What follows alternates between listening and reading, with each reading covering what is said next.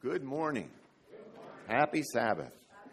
I gave these to a couple of folks. Would you see that one of these goes to each person? This is a card for trust services and gift planning, and that kind of tells us who our speaker is today. All of you know John. Most of you know John Sackinger. He says it doesn't matter how you pronounce his last name, so I am pretty liberal with that, but I think that's close. And he's here from the conference. He's going to speak with us today. He is our guest speaker. So we want to welcome him, thank him for being here. And I'll tell you what the other thing is. This is our Visitor Sabbath. We appreciate all of you who have come here today for the first time.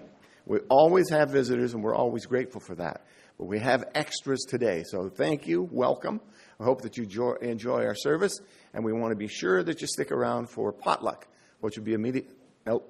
I keep saying potluck. What has it been? 10 years since you told me to say fellowship luncheon, right? It's a fellowship luncheon, but it's real similar to potluck. So anyway, we want to be sure and invite our guests to stay for that, as well as our visitors. However, our speaker has told me, clear the gangplank. At the end of his service, he's got to run out the door and get in his car and drive back to Phoenix. He has a meeting there tonight or this afternoon, maybe even. And so, John, we want to just express our gratitude for you being here today. Thank you very much for it. And I told him, I said, we're going to put him on the schedule about every third Sabbath. And he just said exactly that, nothing. So anyway, it was good. It's good to have you here, John. John is always welcome here. Next on the list, how many of you love to pay taxes? Taxes to the state. Well, some people do because they're glad they have an income, right?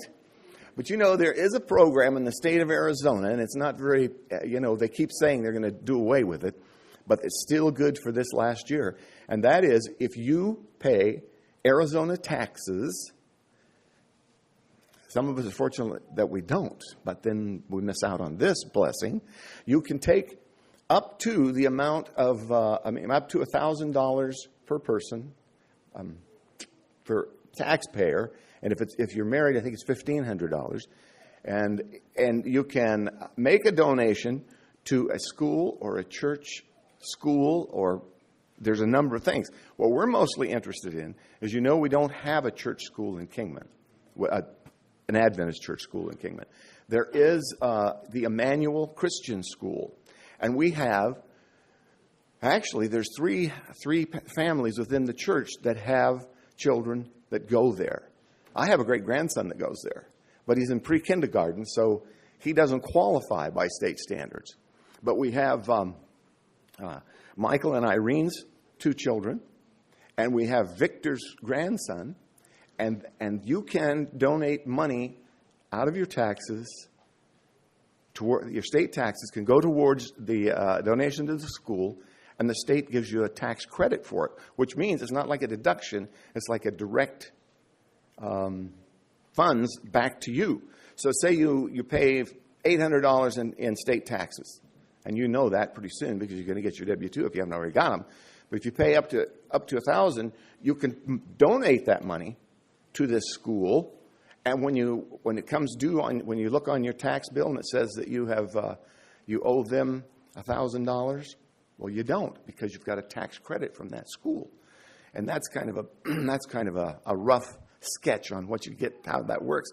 Irene's here today, and Victor's here today, and I'd like to ask you if you're interested in this program, and it's really beneficial for the school and for you, because it's not costing you anything except the paperwork, and it's not a major amount of paperwork.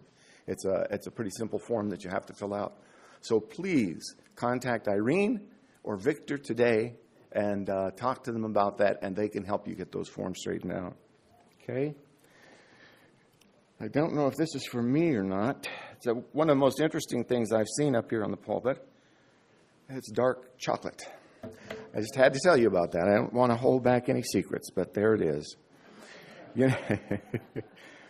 We have a couple of other things, very important things to talk about. Next week. What's next week? The 16th of February?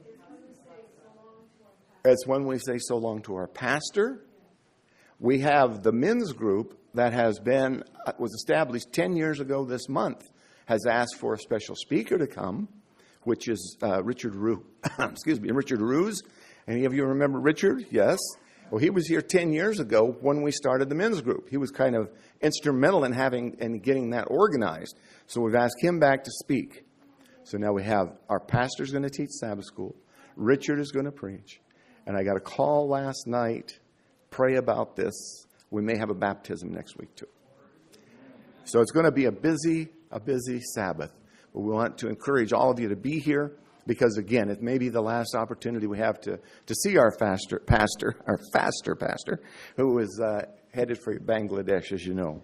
So please take note of all those things. And then in the bulletin, there are all the lists of all the activities throughout the week. And they kind of talked about those. Susan talked about that earlier. And if you are sitting around home during the week and you're bored, it's not the church's fault because they have something almost every night and you can be involved in that. So again, thank you for being here. Welcome visitors and God bless you. Yeah. Singing band's going to at 1:45 when? 1:45. Singing band leaves here at 1:45 if you want to be involved in that today. Okay? All right. Thank you. God bless.